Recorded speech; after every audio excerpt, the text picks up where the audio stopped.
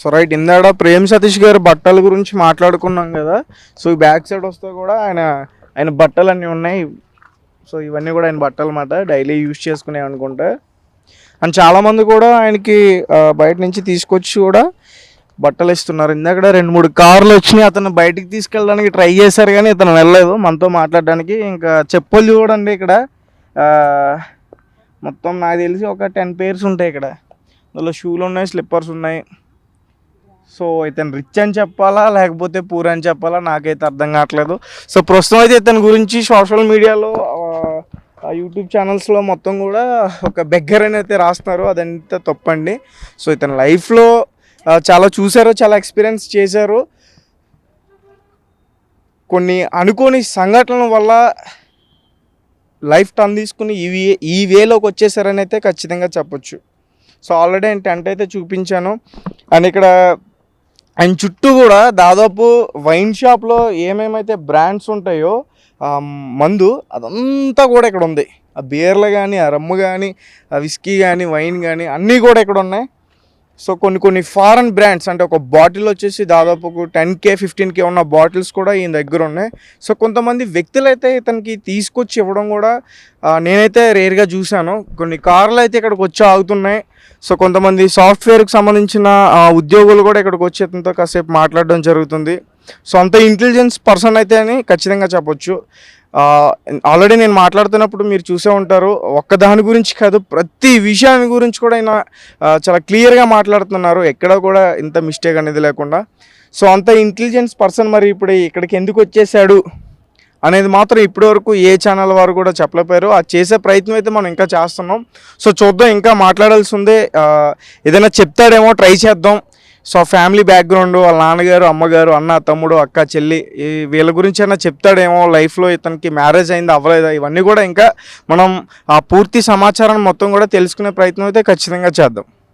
So Satish గారు రెగ్యులర్గా మీరు ద్విజ సారీ సో ద్విజ గారు అసలు ద్విజ అంటే మిస్టర్ ద్విజ అసలు ద్విజ అంటే మిస్టర్ రెడ్ సూట్ అవుతుంది.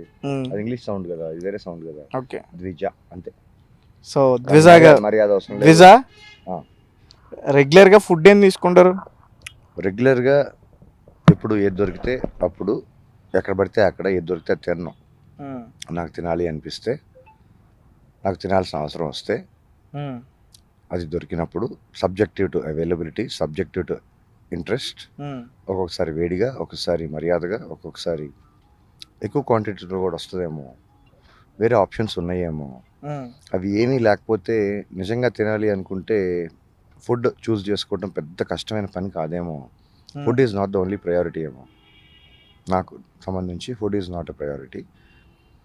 I know how to survive, I know how to manage. Okay, so ఇప్పుడున్న గవర్నమెంట్ మీద మీ ఒపీనియన్ ఏంటి? అసలు ఏ ఒపీనియన్ లేదు. అంటే ఇది చేస్తే బాగుండు, గతంలో ఇన్ని ప్రాబ్లమ్స్ ఫేస్ చేశారు ప్రజలు, ఇలాంటి సంక్షేమ పథకాలు పెడితే ప్రతి ఒక్కరు కూడా బాగుంటారు, పేదవాళ్ళు అనే వారు ఉండరు అని మీరు ఎప్పుడన్నా ఆలోచించారా? వీలో అన్ని సంక్షేమ పథకాలు లాంచ్ చేసేటప్పుడు మేనిఫెస్టోలో ఎంత నిబద్ధతతోటి, ఎంత క్లారిటీతో అయితే వాళ్ళు లాంచ్ చేస్తున్నారో అవి అంతే, అంటే కంపారిజన్ స్కేల్లో కాకపోయినా అవి కనీసం కార్యరూపం దాల్చుతున్నాయా, కనీసం అవి ఇంప్లిమెంట్ అవుతున్నాయా? ఈ గవర్నమెంట్ చేసిందా, ఆ గవర్నమెంట్ చేసిందా? సొల్యూషన్స్ లేవు కదా, కనిపిస్తుంది కదా. Solutions are important. సొల్యూషన్ ఓరియంటెడ్గా ఇప్పుడు ఎట్లా పని జరిపించుకోవాలి అన్న దానిపైన ఫోకస్ పెడదామా, లేదంటే జస్ట్ స్కేప్ గోటింగ్, బ్లేమింగ్ తోటి పని జరగదు కదా. బేసికలీ కనిపిస్తుంది కదా, సొల్యూషన్ కదా కావాలి. సొల్యూషన్ ఓరియంటెడ్ అయిన ఇంప్లిమెంటేషన్ ఉంటే బెటర్ అని నా ఒపీనియన్. ఓకే, అంటే దాన్ని ఎలా చేయొచ్చు అనొచ్చు, మీరేమైనా ఒక ఎగ్జాంపుల్ చెప్తారా? అది ఎట్లా పని జరుగుతుంది, ఎట్లా చేస్తే పని జరుగుతుందో అట్లా చేస్తే సరిపోద్ది. మిగతా అన్నీ కాకుండా ఆ పని జరగడానికి ఏమేం చేయాలో అవే చేయాలి. ఓకే, సో మీకు మామూలుగా పాన్ కార్డ్ కానీ, ఆధార్ కార్డ్ కానీ అంటారు కదా, అలాంటి కార్డ్స్ ఏమైనా ఉన్నాయా మీకు? ఎందుకుండవు? సిటిజన్ ఆఫ్ ఇండియాకి ఏమేమి ఉండాలో అవన్నీ ఉన్నాయి అనుకుంటా. పాస్పోర్ట్ ఒకటే ఎక్స్పైర్ అయిందేమో, అది మళ్ళీ రెన్యువల్ చేయించుకోవచ్చు, పెద్ద విషయం కాదు అది. ఓకే. పెద్ద కన్సర్న్ కాదు. సో మీ స్టడీస్ అంతా కూడా ఎక్కడ జరిగాయి? ఇండియాలోనే జరిగాయా లేకపోతే అదర్ కంట్రీస్లో జరిగాయా? నా స్టడీస్ మొత్తం స్కూల్లో కాలేజీలో మాత్రమే జరగలేదు. అది రెండు దాటి బయటకు వచ్చిన తర్వాత ప్రపంచంలో ఎక్కువ నేర్చుకున్నానని నా ఒపీనియన్, నా ఎక్స్పీరియన్స్, నా ట్రావెల్. సో మీ స్టడీస్ గురించి అడిగాను నేను, అక్కడ కట్ చేసాము. సో మీ స్టడీస్ ఏం చదువుకున్నారు అనేది నాకు తెలియాలి, నేను తెలుసుకోవాలి. నేను క్లియర్గా చెప్పా, మాటికి మళ్ళీ ఎందుకు అవన్నీ కూడా క్లారిటీగా లేవు సార్. క్లారిటీగా చెప్తున్నా. నేను స్కూల్లో చదివిన దాన్ని నేను చదువుకొని నేను కన్సిడర్ చేయట్లా. నాకు పనికి రాలేదు. అంటే మేబీ స్కూల్లో కాలేజీల్లో కన్నా బయటే ఎక్కువ నేర్చుకున్నారు అంటున్నారు, అవునా? Real education starts once you step out of college అని నేను అనుకుంటున్నా. కాలేజ్ పాట కూడా ఉంది కదా, గులాబీ అనే సినిమాలో, క్లాస్ రూమ్లో తపస్సు చేయట వేస్ట్ రాగురు, బయట ఉన్నది ప్రపంచం అన్నది చూడరాగురు. వరల్డ్ బయట ఉంటుంది, రియల్ వరల్డ్. ఓకే. బుక్స్లో రియల్ వరల్డ్ అంతా ఉండదు, థియరీ ఉంటుంది. ఏదో అవుట్డేటెడో కాంటెంపరీయో ఏదో థియరీ మాత్రమే ఉంటుంది. బయట ప్రపంచం థియరీ తోటి బతకదు. బయట ప్రపంచం డైనమిక్స్ వేరేలాగా ఉంటాయి.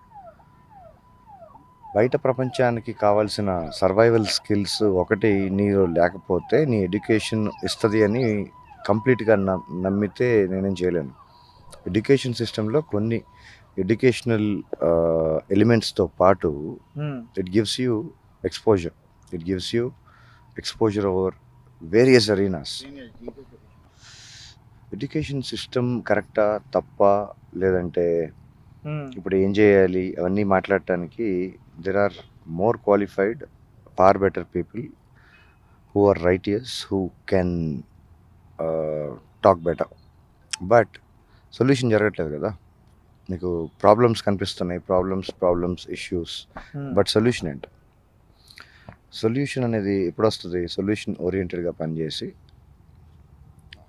పనిచేస్తేనే అవుద్దాం అనుకుంటున్నాను నేను. సొల్యూషన్ ఓరియంటెడ్ కాకుండా ఆ ప్రాబ్లం, ఈ ప్రాబ్లం, ఆ కంప్లైంట్, ఈ కంప్లైంట్, ఆ ఇష్యూ అని మాట్లాడితే సొల్యూషన్ ఎప్పుడు రాదు.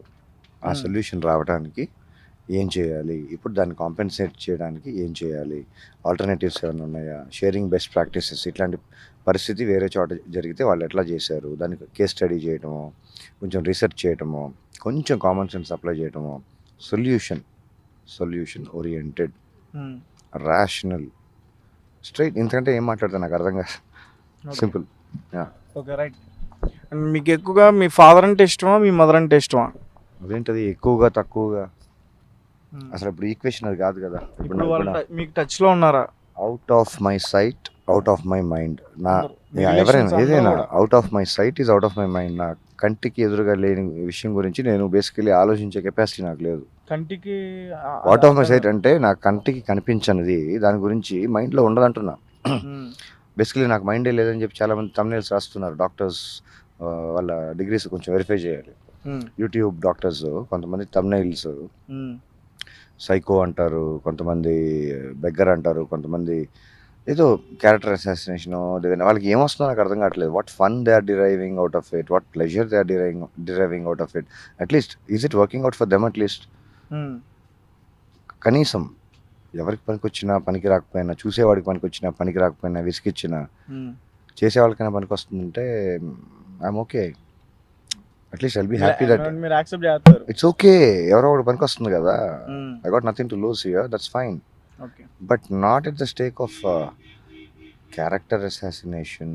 At least get the data, show me the data. మాట్లాడేదానికి అలిగేషన్ చేయడానికి డేటా అవసరం లేదు కదా. ఆర్గ్యుమెంట్ చేయడానికైనా డేటా కావాలి కదా. మీరు ఏవైతే ఎలిగేషన్ పాయింట్స్ పెట్టారో, ఎవరైతే thumbnail heroes, YouTube warriors, creative people, show me the data. Where is the money honey? Show me the money. అంటే ఇండస్ట్రీ గురించి మాట్లాడితే, ఇండస్ట్రీలో మీకు బాగా ఇష్టమైన వ్యక్తి ఎవరు? అదేంటది ఇండస్ట్రీ బాగా? తెలుగు ఫిల్మ్ ఇండస్ట్రీలో మీకు ఇష్టమైన హీరో ఎవరు? అరే ఇప్పుడు మళ్ళీ మార్చేసేదే. అంటే ఏ టైం పీరియడ్ బ్రో? నువ్వు క్లారిటీగా అడగాలి కదా. అంటే ఎన్టీ రామారావు గారి దగ్గర నుంచి చూసుకున్నా ఇప్పుడు వరకు చెప్పండి. అయితే ఇక్కడ I like performances, I like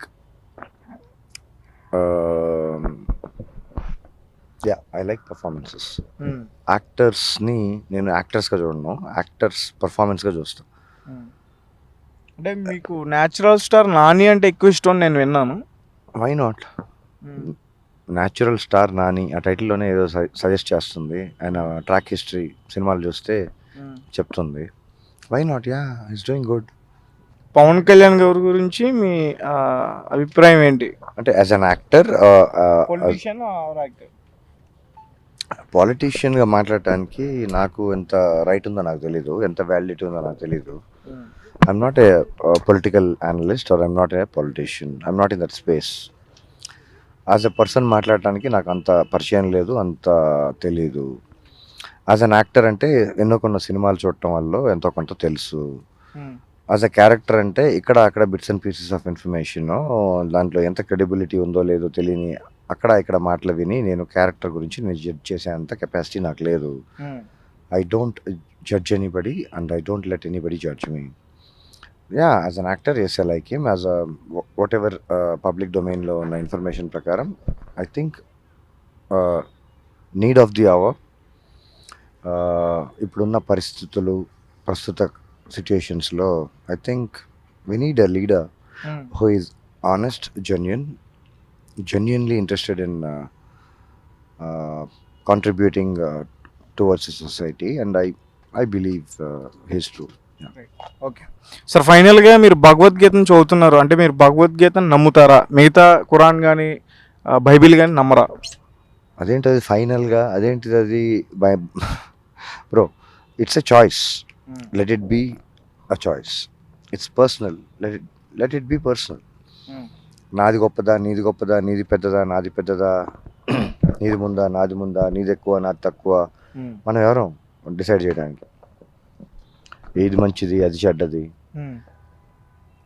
ఇప్పుడున్న పరిస్థితుల్లో కలియుగంలో అంతే అలా జరుగుతుంటాయి. ఎవరి ఇండివిజువల్ చాయిసెస్ వాళ్ళ దగ్గర పెట్టుకొని కో ఎగ్జిస్టెన్స్ అంటారు కదా. You keep your choice, I keep my choice. You have your space, let me have mine. You breathe, let me breathe. ఇంత సింపుల్ ఈక్వేషన్స్ ఉంటే సరిపోతుంది అనుకుంటా. కండిషనల్గా నాది చూడు, ఇది పెద్దది. Why bro? చిన్న చిన్న విషయాల గురించి అంత కాంప్లికేట్ చేయటం ఎందుకు? Life is already complicated. So మీ ఏజ్ తెలుసుకోవచ్చండి మేము మామూలుగా? ఫిజికల్లీ, మెంటల్లీ, వర్చువల్లీ, స్పిరిచువల్లీ, ఇంకా ఈక్యూ అని కూడా ఉంటుంది. ఇట్లా రకరకాలుగా ఉంటాయి. దేని ప్రకారంగా? తిథి నక్షత్రం అని ఇంకోలాగా ఉంటుంది. దేని ప్రకారంగా ఏజ్? ఎంత ఎక్స్పెక్ట్ చేయొచ్చు సార్ మీ ఏజ్? మేము 40 ఉండొచ్చండి. 44. సార్ మ్యారేజ్ అయిందా సార్? లేదు, ఒకసారి కూడా అవ్వలేదు. చేసుకునే ఉద్దేశం కూడా లేదు ప్రస్తుతానికి. ఎవరన్నా ప్రపోజల్ చేశారా మీ యంగ్ ఏజ్లో? ఎప్పుడు జరగాల్సినవి అప్పుడు తక్కువ ఎక్కువ తెలియదు, కానీ ఎలాగో జరిగినాయి. నాకేం ఇబ్బంది లేదు, నాకు రైట్ కూడా లేదు అవన్నీ ఇన్ఫర్మేషన్ రివీల్ చేయడానికో వాళ్ళ పేర్లు రివీల్ చేయడానికో. నాకు అంత సంస్కారం కానీ అంత జ్ఞానం కానీ ఇంకా ఎదగలేదు. ఓకే, ఒక అమ్మాయి గురించి, ఒక అమ్మాయి అయితే మీ లైఫ్లో లేదు కదా, అమ్మాయి గురించి ప్రాబ్లమ్స్ కానీ అమ్మాయి గురించి మీరు ఫెయిల్ అయిపోవడం అట్లాంటివి ఏం లేవు కదా సార్? ఇప్పుడైతే నేను లేవని భావిస్తున్నాను, మరి మీరేమంటారు? ఉన్నాయని మీరు ఎలా అనుకుంటున్నారు? లేవని అనుకుంటున్నా.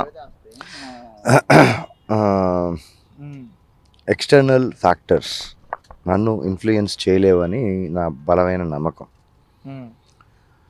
చాలా చిన్న పార్ట్, నా ప్రపంచమే చిన్నది.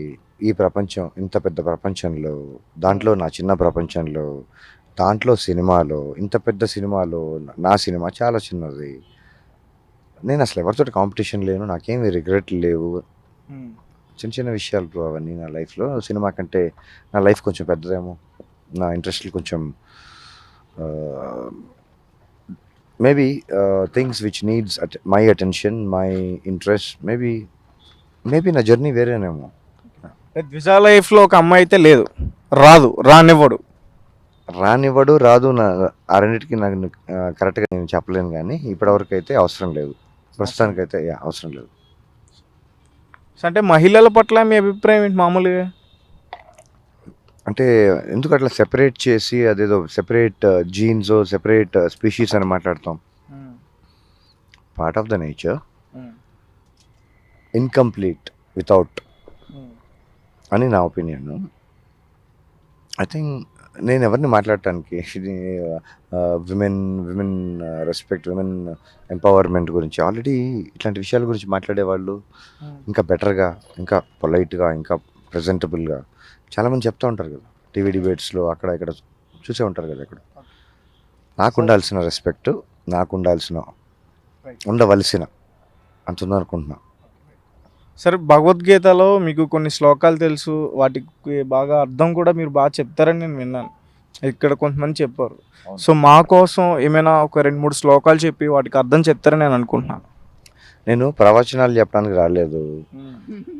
నాకంటే బెటర్గా మాట్లాడేవాళ్ళు, ఉచ్చరించగలిగిన వాళ్ళు, దాన్ని అర్థం చెప్పగలిగిన సైన్స్ ఉంది, ఇవి కూడా ఉంది, శాస్త్రం కూడా ఉంది. ఈ రెండు తెలిసిన వాళ్ళు నాకంటే బెటర్గా, నాకంటే ఎక్కువ తెలిసిన వాళ్ళు, నాకంటే బాగా మాట్లాడగలిగిన వాళ్ళు, విశ్లేషించగలిగిన వాళ్ళు చాలామంది ఉన్నారు. వాళ్ళ దగ్గర నుంచి వింటే ఇంకా బెటర్గా అర్థం అవుతుంది. ఇంకా చాలా రిసోర్సెస్ ఉన్నాయి, చాలా చాలా చాలా మల్టిపుల్ రిసోర్సెస్ ఉన్నాయి. కానీ మీరు చెప్పిన వేలో చెప్పరు కదా, అర్థమయ్యేటట్టు. మీరు అర్థమయ్యేటట్టు చెప్తారు ప్రతి ఒక్కరికి కూడా, అందుకే మీరు హైలైట్ అవుతున్నారు. అవునా అవునా అవునా థ్యాంక్ యూ. అదే నా ఆన్సర్ బ్రో. కానీ బ్రో చుట్టూ రైట్ సార్, ఫైనల్గా మీ గోల్ ఏంటి? ఇంకా ఎన్ని రోజులు ఇక్కడ ఉంటారు? ఏంటి అసలు గోల్ ఏంటి? ఏం చెప్దాం అనుకుంటున్నారు ఈ ప్రజలకి? ఏం లేదు, మీరు సుఖంగా ఉండండి, నన్ను సుఖంగా ఉండనివ్వండి. సుఖంగా కాకపోయినా కనీసం ఉండనివ్వండి please. Thank you. Thanks for the concern. Yeah, okay sir, thank you so much.